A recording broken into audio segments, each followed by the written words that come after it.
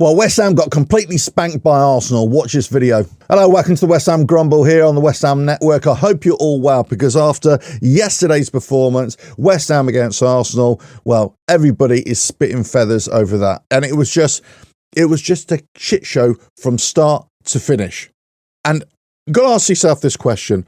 Why are we conceding 4 goals at home within 30 minutes?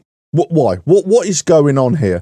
Why is it that a team can come to West Ham, to the London Stadium, and they can play rings around us, play circles around us, and we're just like flat-footed, no movement, no idea about going forward. We're stuck in this kind of no man's land about going forward or playing sort of defensive. Tactics are all wrong.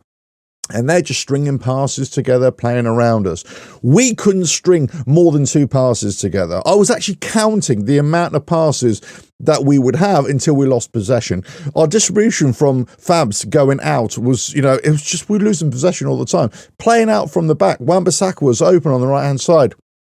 Nothing was going his way. He had a pretty decent game. Well, an average game. The rest had a really poor game. Antonio was nowhere really. He tried a little bit. He had no real success. Bowen just didn't have much of a game at all.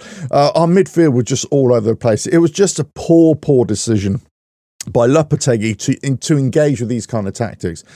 And we just didn't put up any kind of fight. 4-0 down. Fans were leaving, and you kind of think, well, you can't blame them. You can't blame them for going for an early pint or whatever it is, because it was just so poor. People around me said, right, if one more goes in, that's it, I'm definitely off. This was at 3-0. One more went in, that's it, everybody's leaving. And I'm just there right to the very end thinking, I'm holding you to account, just like I would always do. I'm so pissed off, but I was that close from leaving myself. It was just absolutely terrible. We got a goal in response, and then you think, all right, here we go. We got another goal, great free kick by Emerson. Here we go. They're nervous. I was screaming at the West Ham players, saying, they're nervous. We can get at them. They're nervous. We all started singing, we're going to beat you 5-4. We're going to beat you 5-4. Then they get their penalty, another weak penalty. In my opinion, the referee was just so lopsided. It was just a poor. I mean, I want to scream corruption here, in the referee, because if you look at the way Arsenal were just kind of slowing the game down. Every time they had a corner, they're just strolling over to the corner flag. The referee wasn't telling them to hurry up, wasn't telling them to, speed this up, wasn't getting them for time wasting, not once. Anytime there was a stoppage in play, they were just slowing everything down.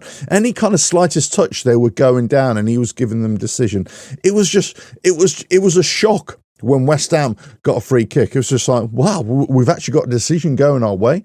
Anytime one of their players went down or they wanted to question a decision that the referee has made, they were swarmed. The ref was swarmed by Arsenal players. Well, hold on a minute. I thought that wasn't allowed. Only the captain was allowed to go there, not the whole team. So what's going on? Why wasn't the yellow card coming out for all these players? Every single Arsenal player should have been getting a yellow card then, and they should have had it about 6 or 7 times. If you want to go by the letters of the law, maybe I've misinterpreted this, maybe I've got this completely wrong, let me know in the comments below.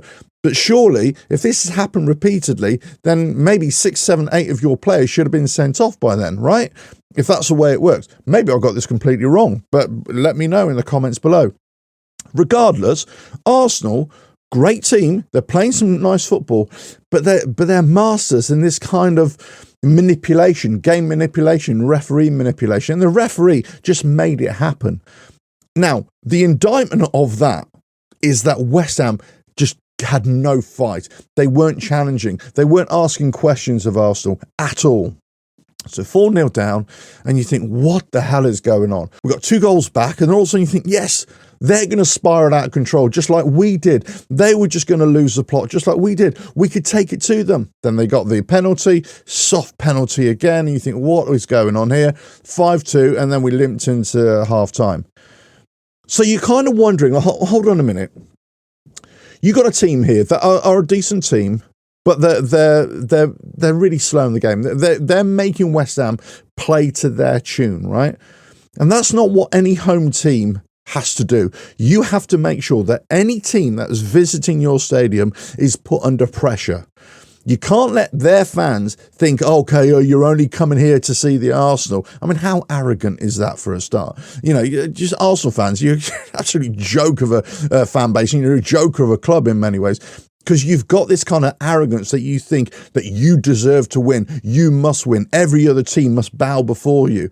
It's absolute nonsense. We're there to watch West Ham. We're not there to watch Arsenal. In fact, many fans are probably not even going to watch this game because they can't stand watching it, and they're selling their tickets. That's why you got so many tourist fans in the stadium as well. And these half and half scars, and, you know, there's trouble in the stands because, you know, there's Arsenal fans in there cheering when they shouldn't be cheering, you know, and it sends a real bad vibe around the whole stadium when you're getting absolutely spanked, and then fans start turning on each other because either you're not singing enough, you're not cheering enough, you're not moaning enough, you're not doing.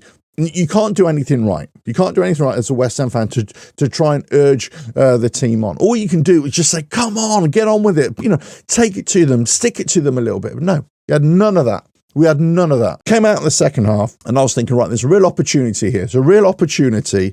We've had a terrible first half. We showed a glimmer of a fight back, but then, you know, that flame soon got put out. But there's an opportunity here, second half, to take it to Arsenal, and we did none of that. They stifled the game, and, you know, they were still playing their game. West Ham had no reply. You know, the passing was still all over the place. The observation, the quick thinking was not there.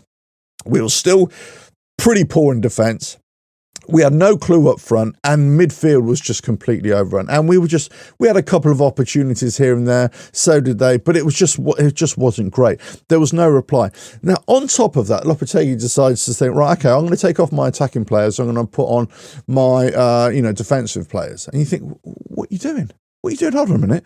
We're down 5-2 here. You do realise we're down 5-2. There's still time in the second half to give it to them. There's still time here to do something, to close down the space, to make it difficult for Arsenal, to ping the ball left and right, you know, to put some through balls through, you know, put more offensive play on, go more offensive. Yeah, if you lose 6-2, if you lose 7-2, you've already lost the game. So why are you taking off offensive players? Now, the argument is to shore everything up, to make the game less ragging from a West Ham point of view, to sort of stifle Arsenal. I get it. I get it if you're 3-2 down and you want to try and claw your way back to try and get a draw or something. I get it. I get it if you're, 10 minutes to go, 5 minutes to go, and you're 5-2 down and you think, the game is completely lost here.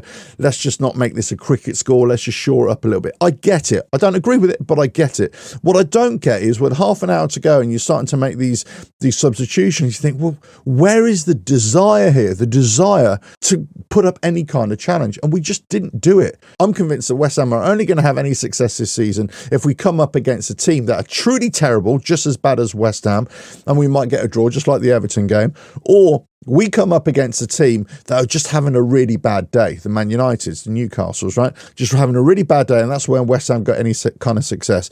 Because if we come up against a team who are having a standard day or a good day or a good team, we're going to get beat. West Ham had an opportunity before the international break to get rid of Lopetegui, because I'm convinced all of this comes from the top down. It's about tactics, about where the team wants to play. And it's also about the players themselves as well. It's not just one quick fix here. But surely you've got 12, 13 games into the season, and it just hasn't worked out. The fans are not on board. The players are not on board. And it's just inconsistent. And there's just no fight and desire there. It's limp-wristed. And it's just not a good look. It's just not a good look for the fans. It's just not a good look for the club. And, we've got 3 games now. You could say, oh, well, if he gets the points there, then, it's a building block. It could be a building block, but it could also be abject failure as well. So we missed an opportunity to go for better managers, for more expansive managers, for more attack-minded managers, and we just come into this kind of defensive mould that it's not even defensive because we're not even good at that. It's not catenaccio football here. It's just not, quality. I can see quality defensive play. I can see this counter-attacking football. Beautiful. No, none of that. It's just all over the place, and it's just rubbish. And it's crap to watch. Listen, I've harped on enough. Let us know your thoughts in the comments below. At the stadium yesterday, it was a depressing afternoon. or evening, I should say, depressing evening of football to watch. West Ham were just not at the races. Arsenal were just taking the piss most of the time, and they were allowed to as well. That's what infuriates me even more. Arsenal were taking the piss, and West Ham allowed them to do it. Let us know your thoughts in the comments below. Of the team, of the manager, of our fans, of their fans, of the whole setup, the referee. Let us know in the comments below. If you like what I do here, well, just keep on watching the videos. Subscribe to West Ham Network and all that kind of good stuff. And I'll catch you again. Bye now.